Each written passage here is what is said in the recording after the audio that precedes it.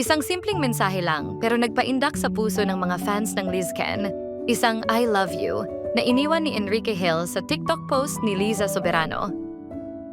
Sila ang isa sa mga pinakapaboritong love team ng Filipino showbiz. Nakilala sa tawag na Lizken na nagsimula bilang magkasintahan noong 2014 at naging modelo ng tunay na pagmamahalan. Ngunit noong Oktubre 2022, naghiwalay sila na kinumpirma ni Liza sa isang panayam.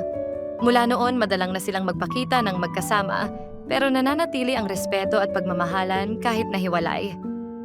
Ngayon, muling pinainit ni Enrique ang usapan nang iwanan niya ang mensaheng I love you sa isa sa mga TikTok post ni Liza. Isang simpleng salita na nagpasigla sa mga fans at nagdulot ng matinding speculation. Maraming nagtanong, babalik ba sila? O baka naman ito'y isang paalala lang ng kanilang natatanging koneksyon bilang magkaibigan at dating magkasintahan.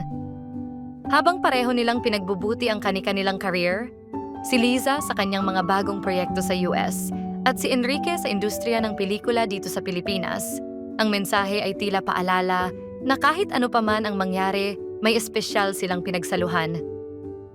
Sa mundo ng showbiz, minsan isang salita lang ang sapat upang muling buhayin ang mga alaala.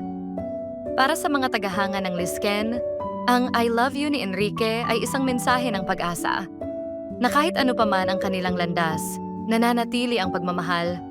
Kung nagustuhan mo ang aming video, i-like at i-subscribe ang aming channel para sa mga latest updates sa showbiz.